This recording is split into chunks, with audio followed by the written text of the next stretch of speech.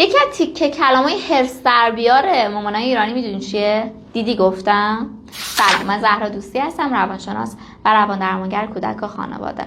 بچه از یه بلندی میفته، مامان چون قبلا بهش گفته که نرون بالا، همین که میفته به جای اینکه باش همدلی کنه بهش میگه دیدی گفتم.